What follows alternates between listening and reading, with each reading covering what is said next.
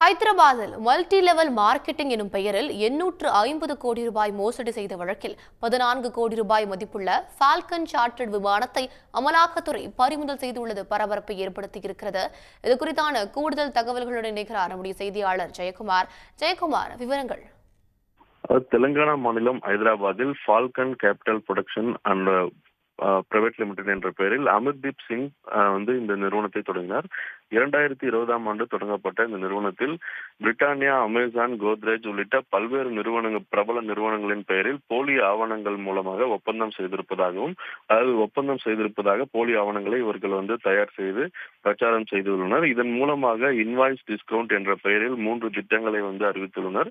இதில் 145 நாட்களில் சேர்ந்தால் 11% 12% வட்டி தருவதாகவும், 90 நாட்கள் திட்டத்தில் சேர்ந்தால் 16 முதல் 18% வட்டி தருவதாகவும், 180 நாட்கள் அல்லது அதற்கு மேற்பட்ட திட்டத்தில் சேர்ந்தால் 20% மேல் வட்டி தருவதாக ஆசை காண்பித்துள்ளனர். இதன் மூலமாக கட்டணங்களுக்கு கீழ் 25,000 முதல் 9 லட்சம் ரூபாய் வரை முதலீடு செய்துள்ளனர். 2021ஆம் ஆண்டு முதல் தொடர்ந்து வைப்பு தொகை சேகரிக்கப்பட்டு வருகிறது. முதலீடு செய்தவர்களுக்கு வட்டி முழு தொகையும் வழங்கப்பட்ட நிலையில் அவர்கள் மூலமாக மற்றவர்களை சேர்த்துவிட்டால் கூடுதல் லாபம் தருவதாக கூறி நாடு முழுவதும் 6,979 பேரிடமிருந்து சுமார் 1,700 கோடி ரூபாய் பணம் வசூலிக்கப்பட்டது. இதில் 850 கோடி ரூபாய் அந்த நிறுவனத்தினர் திருப்பி வழங்கப்பட்ட நிலையில் மீதம் உள்ள 850 கோடி ரூபாய் முதலீட்டாளர்களுக்கு திரும்ப கொடுக்காமல் அந்த நிறுவனத்தை மூடிவிட்டனர். பாதிக்கப்பட்டவர்கள் அளித்த புகாரின் பேரில் சைபராபாத் குற்றப்பிரிவு போலீசார் கடந்த மாதம் 15ஆம் தேதி வழக்கு பதிவு செய்தனர். ஆனால் அதற்கு முன்பே பால்கன் நிறுவனத்தின் தலைமை நிர்வாக அதிகாரி யோகேந்தர் மற்றும் தலைமை இயக்க அதிகாரி ஆரியன் சிங், அமர்தீப் சிங் மற்றும் விவேக் சேத்தன் ஆகியோர் ஜனவரி 22ஆம் தேதி துபாய்க்கு தப்பி சென்றது தெரிய வந்தது.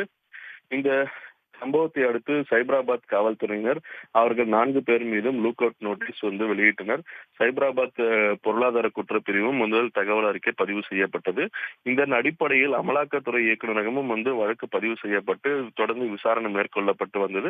இந்த விசாரணையின் அடிப்படையில் அந்த நிறுவனத்தின் வணிக தலைவர் பவன்குமார் ஓடல்லா மற்றும் இயக்குனர் காவ்யா நல்லூரி ஆகியோரை கைது செய்தனர். அவர்களிடம் நடத்திய விசாரணையில் இந்த அமர்தீப் சிங் இன்வாய்ஸ் டிஸ்கவுண்ட் என்ற பெயரில் பாதிக்கப்பட்டவரிடமிருந்து பெறப்பட்ட முதலீட்டு தொகையை 22 போலி நிறுவனங்கள் மூலமாக ஐக்கிய அரபு எமிரேட்ஸ்க்கு அந்த பணத்தை கொண்டு சென்றது தெரிய வந்துள்ளது. மேலும் பிப்ரவரி 2024 அமெரிக்காவை தளமாக கொண்டு செயல்படக்கூடிய பிரிஸ்டிஜ் ஜெட்ஸ் எனக்கூடிய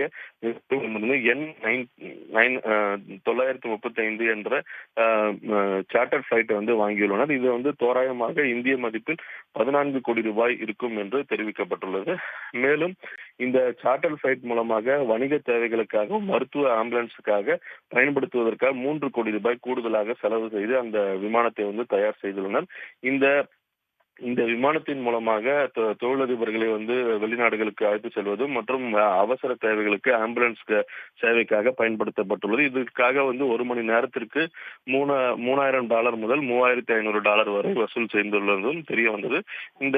இந்த விசாரணையில் தெரிய வந்ததை அடுத்து இந்த விமான சேவை எங்கு இருக்கிறது என்பது குறித்து தொடர்ந்து அதிகாரிகள் கண்காணிப்பில் ஈடுபட்டு வந்தனர். இந்நிலையில் இந்த விமானம் கடந்த மாதம் 5ஆம் தேதி துபாய்க்கு ஆம்புலன்ஸ் சேவைக்காக சென்றது தெரிய வந்தது. இதனை அடுத்து அந்த விமான சேவை வேறு எங்கு செல்கிறது என்பதை தொடர்ந்து கண்காணித்து வந்த நிலையில் நேற்று வெள்ளிக்கிழமை இரவு 10:15 மணிக்கு ஹைதராபாத்தில் உள்ள ஷம்ஷாபாத் விமான நிலையத்திற்கு வருவதை அறிந்த அமலாக்கத்துறை அதிகாரிகளுக்கு தகவல் தெரிவிக்கப்பட்டது.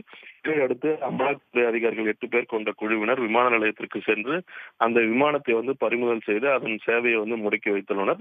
தொடர்ந்து இந்த பின்னணியில் உள்ளவர்களை கைது செய்வதற்கான நடவடிக்கையில் ஈடுபட்டிருப்பதாக அமலாக்கத்துறை இயக்குநரகத்தினர் அதிகாரிகள் தெரிவித்துள்ளனர். விவரங்களுக்கு நன்றி ஜெயக்குமார். உடனுக்குடன் செய்திகளை தெரிந்து கொள்ள சன் நியூஸ் பெல் ஐகானை கிளிக் பண்ணுங்க.